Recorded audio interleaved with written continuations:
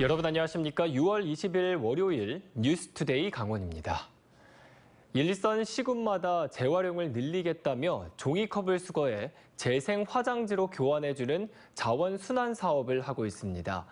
그런데 힘들게 수거한 종이컵뿐 아니라 재활용 쓰레기가 이 자원순환 사업 대상에서 제외된 채 매립되거나 소각 처리되고 있습니다. 이 자원순환 사업의 실태를 이송미 기자가 취재했습니다. 춘천의 한 동주민센터. 자원순환 사업의 일환으로 우유컵과 종이컵을 모아 주민센터에 가져가면 재생화장지로 교환할 수 있습니다. 그런데 종이컵을 대량으로 가져가도 화장지로 바꿀 수 없는 상황이 늘어나고 있습니다. 수거한 종이컵에 이물질이 묻어 있거나 훼손돼 재활용이 어렵기 때문입니다. 만약에 이거 아니면은 그냥 먹고 버리는데 안 버리고 모아두잖아요. 모아서 또 이것이 또 우리에게 생활에 필요한 휴지로 변한다는 것에 대해서 이 같은 문제는 종이컵뿐만이 아닙니다. 춘천 지역 선별장에서 하루 수거하는 재활용 쓰레기 양은 45톤. 쏟을 자리가 없을 정도로 많은 양의 쓰레기가 들어오지만 절반 가까이는 그대로 버려집니다. 오염과 내용물은 물론이고 이렇게 종이 상자에 테이프만 붙어 있어도 재활용이 불가능합니다. 하지만 선별장에는 대부분 이런 상태로 들어옵니다. 나무 재질이 붙어서 비닐이 달려서 재활용이 가능한 자원이 또다시 쓰레기로 버려지는 사유도 제각각. 얘는 포장도 안 뜯고 나온 것들도 있고 뭐 즉석밥이나 이런 것도 보면은 밥이 그냥 들어있는 거 있잖아요. 그런 거는 다 버려요. 4번의 재활용 선별 작업에서 걸러진 쓰레기는 모두 묻히거나 태워집니다. 지난 2019년에는 강원도에서 재활용이 가능한 자원 가운데 10% 가까이가 매립되거나 소각됐습니다. 그 다음 해엔 재활용 쓰레기로 수거됐지만 버려진 쓰레기의 비율이 20% 가까이 올랐습니다. 선별 과정을 거치더라도 소재별 재가공 과정에서 기준에 미달하는 쓰레기를 제외하고 나면 실제 재활용률은 40%에 그칠 것으로 예상됩니다. 철, 고철류 이렇게 갖다 놓잖아요, 대부분. 혼합해서 들어오는 것도 있고 선별 업체는 일단 선별에 가능한, 재활용 가능한 걸 위주로 하려고 그럴 거 아니에요. 강원도에서도 매년 30억이 넘는 예산을 선별장에 투입하고 있지만 이미 오염되거나 훼손된 쓰레기를 재활용하기 위한 마땅한 대안은 없는 상황. 결국엔 재활용 배출 단계에서 소비자의 적극적인 참여와 함께 재활용 시설의 효율 확대를 통해 재활용 비율을 높이는 노력이 필요합니다. MBC 뉴스 이송미입니다. 이번 지방선거를 통해 선출된 광역 기초의원들의 임기가 다음 달부터 시작이 되는데요. 선거 출마자와 당선자의 성비 분포를 살펴봤더니 여전히 지역구에서는 여성에게 높은 벽이 있는 것으로 나타났습니다. 이병선 기자가 보도합니다. 이번 지방선거 강원도 내 시군 기초의원 비례대표 당선자는 모두 23명. 이 가운데 남성은 1명, 여성 22명입니다. 지역구 당선자는 정반대입니다.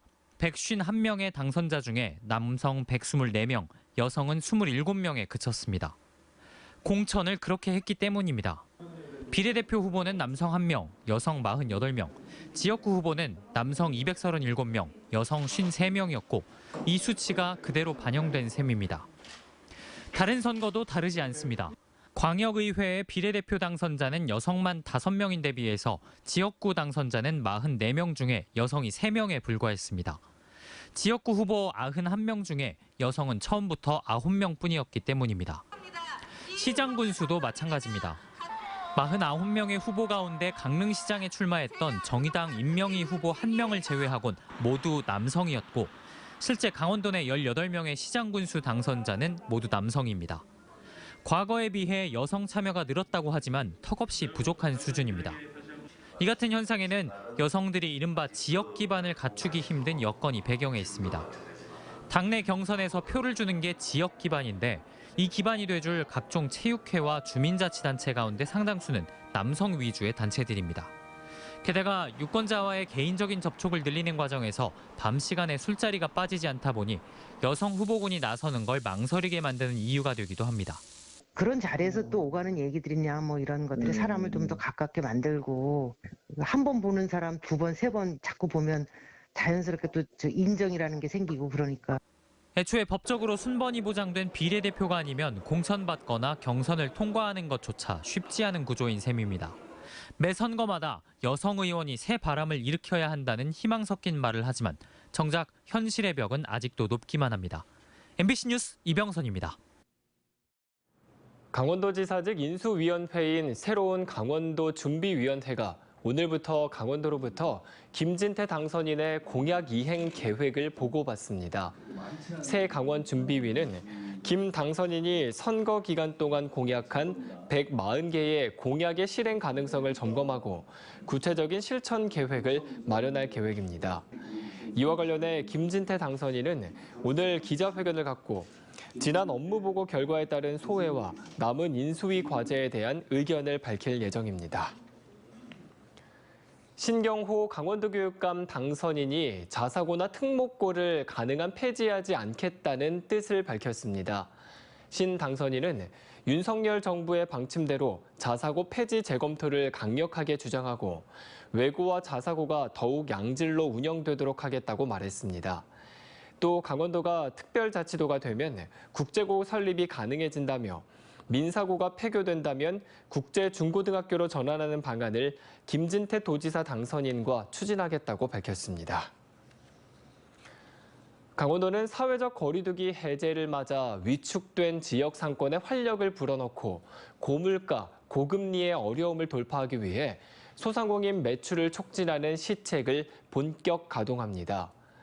지난 11일 개장한 춘천 명동의 뻔뻔한 놀이마당을 시작으로 태백 중앙로 상점가와 강릉 주문진 수산시장, 춘천 번개시장, 양구 주말시장에 주말 야시장을 개최합니다. 문화행사와 페이백 행사를 연계한 시군 전통시장 왁자지껄 마케팅도 강릉 중앙시장과 횡성 전통시장을 시작으로 15개 전통시장을 순회하며 매월 추진할 예정입니다. 강원도는 납북 귀환 어부들의 인권 침해 사건을 규명하기 위해 민관 합동 추진단을 발족합니다. 추진단은 진실화해위원회가 진행하는 납북 귀환 어부 인권 침해 규명 사업과 관련해 가능한 많은 피해자가 신청할 수 있도록 홍보하고 이들이 법적인 지원을 받을 수 있도록 특별법 제정안을 마련할 계획입니다. 그동안 진실화해위원회는 2차례에 걸쳐 실태조사를 벌였지만 진실규명 신청 건수는 109건에 그치고 있습니다.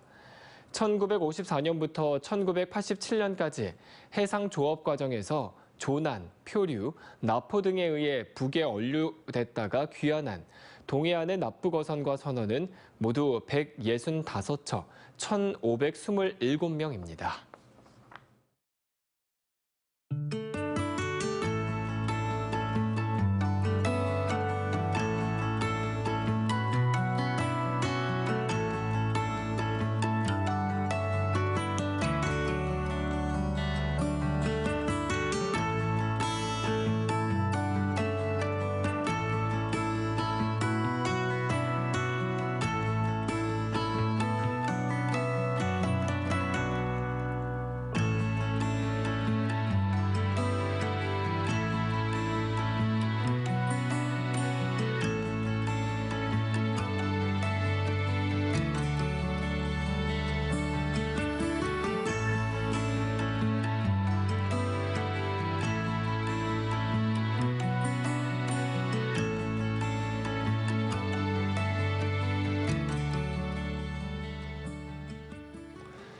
더불어민주당 강원도당이 어제 원주에서 제8회 지방선거 당선자 대회를 개최했습니다.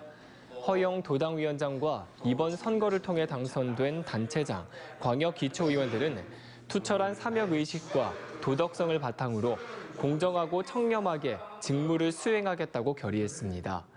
또 이번 선거 결과를 더욱 혁신하라는 강원도민의 준엄한 명령으로 받아들이고 낮은 자세로 오직 도민만 바라보며 도민의 뜻을 대의하는 공직자로 거듭나겠다고 덧붙였습니다.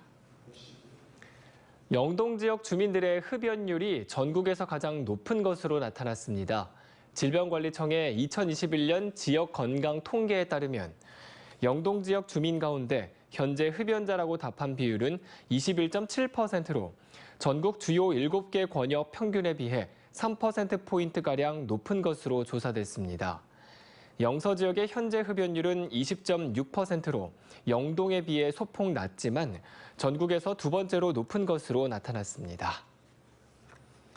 소방대원을 폭행해 구급활동을 방해한 30대 남자 2명이 징역형의 집행유예를 선고받았습니다.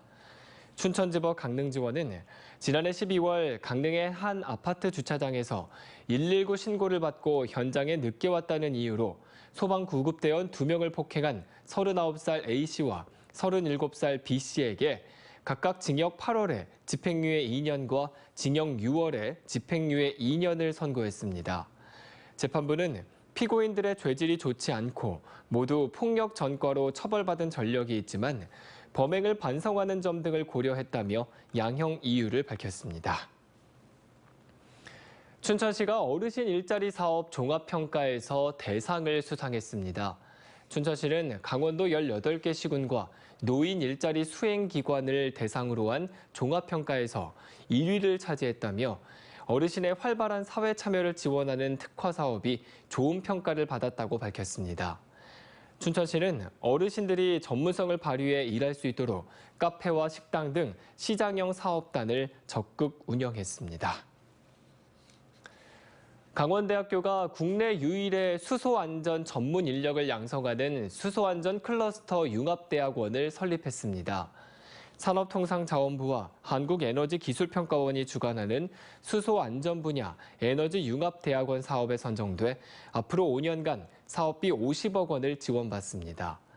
수소안전 클러스터 융합대학원은 수소와 정책, 법제, 경영 분야를 융합한 44개 교과목을 운영하면서 교수와 대학원생이 참여하는 기업 연계형 프로젝트도 수행할 계획입니다. 평창군이 군유림을 포함한 공유재산의 효율적인 관리를 위해 실태조사를 실시합니다. 9월 말까지 관내 11,000여 헥타르 1,511개 필지를 대상으로 공유재산 무단 점유와 유휴 상태, 목적 외 사용, 형질 변경 등의 위법 행위를 집중 조사합니다. 또 군유림 사용 허가지 483건에 대한 실태조사도 함께 진행돼 목적 외 사용과 부실 관리 실태 등을 점검할 예정입니다. 적발된 위법 현장에 대해서는 변상금 부과 등의 행정 처분을 내린다는 방침입니다. 양구군이 강원 혈액원과 함께 코로나19 장기화로 줄어든 혈액 수급을 보충하기 위해 헌혈을 실시합니다. 헌혈은 오늘 양구군 치매안심센터 앞에서 오전 9시 30분부터 오후 4시까지 진행될 예정입니다. 남성은 50kg, 여성은 45kg을 넘어야 헌혈을 할 수 있고 헌혈 당일 주민등록증이나 운전면허증, 여권 등 신분증을 지참해 신청하면 됩니다. 춘천시 신부급 주민자치센터가 다음 달부터 9월까지 코딩 교육 프로그램을 운영합니다. 이번 교육은 유치부 아동부터 중학생까지 기초 연산을 비롯해 코딩과 소프트웨어 교육을 받을 수 있고 코딩을 활용한 게임 미션도 수행합니다. 신청은 춘천시 통합 예약 시스템을 통해 접수를 받고 있습니다. 이상으로 뉴스투데이 강원을 마칩니다. 시청해주신 여러분 고맙습니다.